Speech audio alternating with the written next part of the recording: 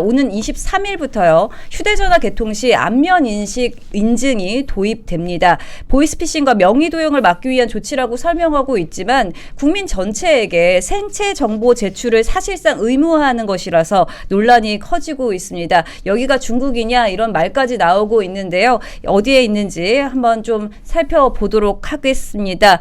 자, 사무총장님, 이게 좀 가행 규제이자 좀 심각한 사생활 침해라는 지적이 나오고 있는데 이 부분 좀 어떻게 보십니까? 안면인식 의무화를 왜 하냐고 좀 찾아보니까 네. 대포폰 등의 개설을 막기 위해서 한다라고 하는 건데 이미 대포폰 개설은 자신의 실명 인증 내지는 그 패스 인증이라고 하는 거잖아요. 그리고 그 폰을 개설을 할 때 통신사로부터 어느 정도 우리가 요구받는 기준들이 있기 때문에 충분히 막을 수 있는 거거든요. 근데 여기에서 갑자기 안면인식 의무화까지 가겠다고 하니까 이건 조금 뜬금없고요. 그리고 물론 이게 참 찾아보니까 윤석열 정부 때부터 추진되어 온 것은 사실이에요. 최상목 권한대행이 안면인식이 강화해서 이런저런 규제를 만들겠다고 발표하는 것은 맞는데 일의 순서가 있는 거죠. 안면인식을 의무화하겠다고 한다면 안면인식 의무화 정보를 수집한 주체에서 만약에 해킹이 됐었을 때 그 정보를 어떻게 처리할 것인가, 그에 대한 피해 대비책은 무엇인가, 그리고 지금 쿠팡 개인정보 소송 같은 것들 많이 변호사들 하고 있잖아요.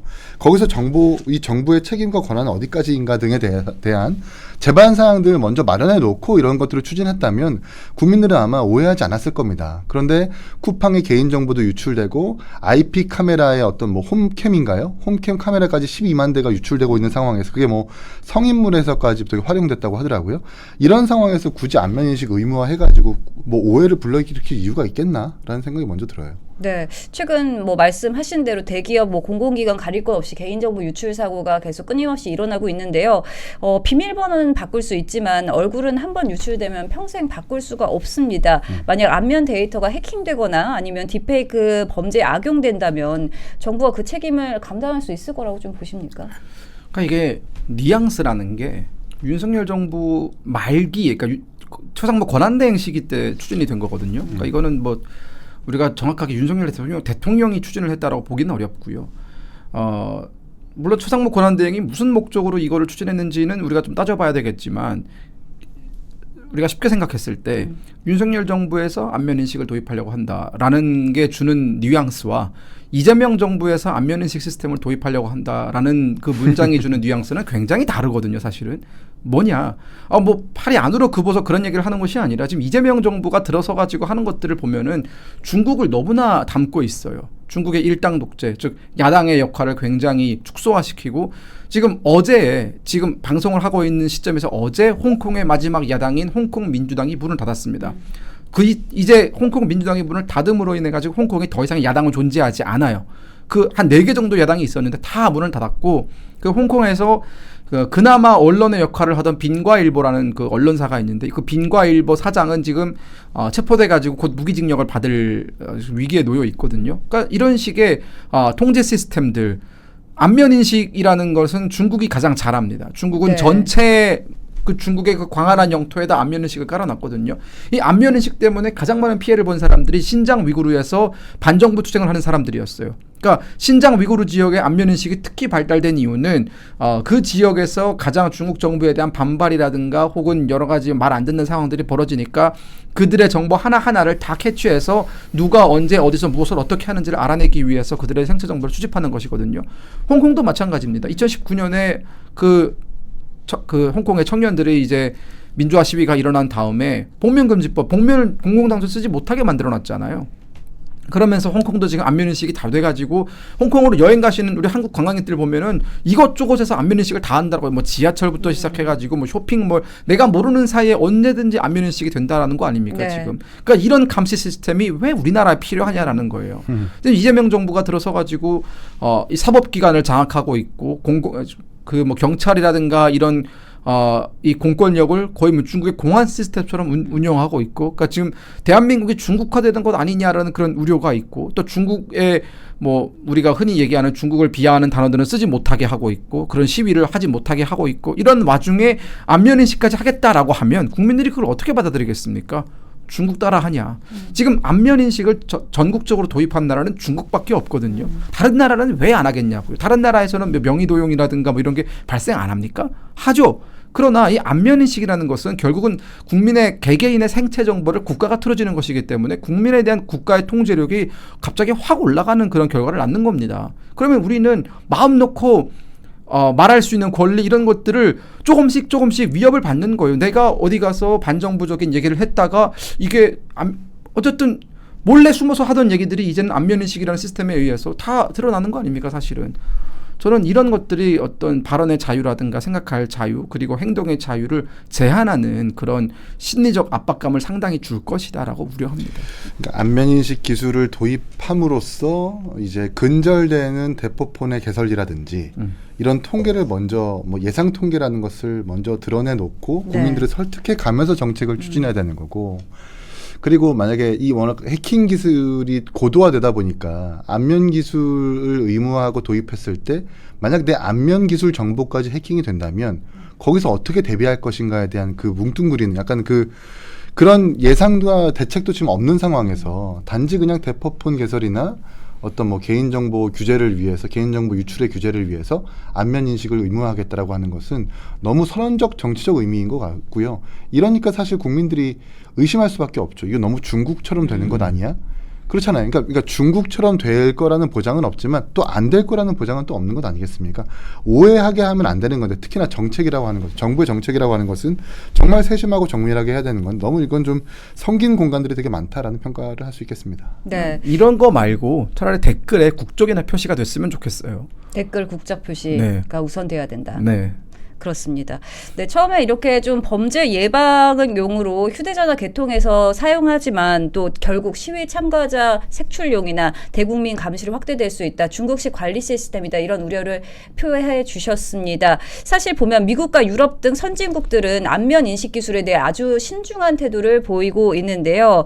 조지 오웰의 소설 1984에 나오는 빅브라더 사회를 떠올리는 사람도 많다고 합니다. 어떻게 보셨나요? 거기서 이제 텔레스크린을 곳곳 도처에 설치해가지고 빅브라더의 통치하에 모든 사람들을 감시하고 감독하는 게 이제 그 1984의 내용인데 네. 어찌 보면 우리가 들고 있는 핸드폰을 통해서 거기서 안면 인식을 통해서 텔레스크린화 할 수도 있겠다는 우려가 있는 거잖아요. 이런 것들에 대한 우려를 불식시키는 그 책임과 주체는 정부한테 있습니다. 이렇게 추진하지 마시고 이렇게 좀 성기고 거칠게 추진하지 마시고 정말 필요하다고 한다면 통계와 그에 관련된 자료를 정부가 내놓으면서 천천히 추진하는 것이 맞다라고 다시 한번 강조드리고 싶습니다. 네, 맞습니다. 휴대전화는 전 국민의 필수품인데요. 그 개통 방식이 근본적으로 이렇게 바뀌는 사안인데 충분한 공론화가 있었는지에 대한 우려의 목소리도 많습니다. 어떻게 보시나요? 그러니까 저는 좀 황당한 게 그러니까 이게 어떻게 보면은 우리가 앞으로 이런 정책을 시도할 생각인데 여러분 어떻게 생각하십니까? 라고 국민의 의견을 묻지도 그쵸. 않았어요. 갑자기 어느 순간 통보처럼 날아온 겁니다. 우리가 언제 23일부터 그렇죠. 23일이면 당장이잖아요. 네. 뭐 다음 다음 주입니까? 주, 네. 다음 주부터 할게 라고 그냥 통보하는 거거든요. 아니 언제부터 정부가 국민한테 이렇게 버르장머리 없이 통보를 합니까? 아니 국민의 의견 수렴이라는 건 우리가 뭐 이걸 왜 만들었습니까? 결국은 국민의 동의를 얻기 위해서 우리가 내놓는 정책이 국민을 위한 정책이기 때문에 그런 것들을 강조하기 위해서 결국은 의견 수렴이라는 과정을 거치는 것이고 공론화 과정을 거치는 것이고 그 공론화 과정에는 다양한 각계의 전문가들이 참여를 해가지고 다양한 의견이 개진이 돼서 아까 이긴삼 총장님 말씀하신 그런 우려스러운 점들이 해소가 되고 이게 정상적인 어떤 그 프로세스 아닙니까? 정책이 입안되고 만들어지고 그게 사회에 도입되는. 근데 지금 이재명 정부가 하는 걸 보면은 그냥 무턱대고 정책을 툭 가져다 던져놓습니다. 자, 우리 오늘부터 이거 할게. 너희는 그냥 이걸 따라. 뭐 이런 식이거든요.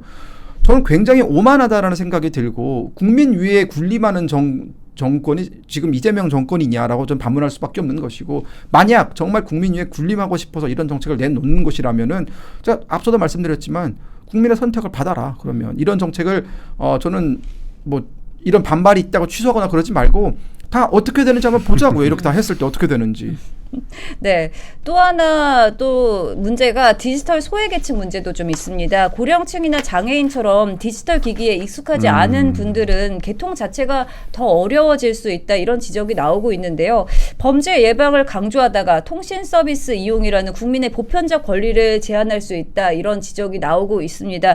이런 부작용 어떻게 보십니까? 그러니까 지금 노년층이나 중장년층만 해도 키오스크 하나만 그렇죠. 조작하려고 해도 되게 힘든데 사실 스마트폰도 지금 익숙하지 않고 그냥 전화 사용만 하는 분들이 굉장히 많아요. 근데 그런 상황에서 핸드폰을 개통할 때 안면 인식하고 그 안면 인식 처음 등록해 놓은 곳이 어디에서 어떻게 활용될지도 모르는, 그냥 이런 것들을 알아볼 수도 없는, 알아보기 힘든 노년층과 중장년들이 상당히 많고, 이 가면 갈수록 사실 우리가 고령화 사회를 맞아들이고 있는 거잖아요.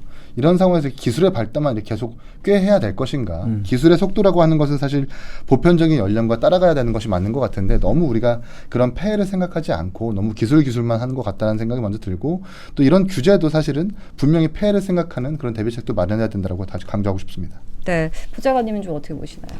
그러니까 저는 이기삼 총장님은 되게 젠틀하신 분이니까 그래도 최대한 좀 부드럽게 말씀을 해주시는데, 독재 사회에서 살다가 온 제 입장에서는요, 이거는 결국은 국민들한테 겁을 주는 겁니다. 안면 인식을 왜, 우리의 안면 생체 정보를 왜 그거를 그 과기부가 가져가냐고요. 그러니까 우리의 생체 정보가 다 국가의 기록이 되면은 단지 어떤 선명하게 앞으로 우리 국민들의 행동 뭐 하나하나를 다 통제하겠다라는 그런 선언적인 문구가 나오지 않아도 결국은 심리적으로 압박을 받을 수밖에 없거든요. 내가 지금 어디서 하고 있는 것들이 누군가에게 보고되지 않을까, 누군가에게 들어가지 않을까, 이런 우려를 나올 수밖에 없는 것이고, 결국은 국민의 자유를 제한하는 그런 위축, 심리적 위축이 동반되는 것이기 때문에 저는 이거는 누가 뭘 해도 사실 이렇게 봐도 저렇게 봐도 이건 중국을 따라가는 그런 모습이고, 막말 뭐 커뮤니티 보니까 이런 것도 있더라고요. 중국한테서 국민 통제하는 법만 배워왔냐. 저는 지금 이재명 정부가 이런 오해를 받기 싫다면 이런 말도 안 되는 행위들은 좀 멈출 필요가 있다라는 걸 좀 강력하게 경고하고 싶습니다. 네, 통제는 한번 시작되면은 되돌리기 어렵습니다. 이 제도 지금이라도 충분한 사회적 논의가 이루어져야 할 것으로 보입니다.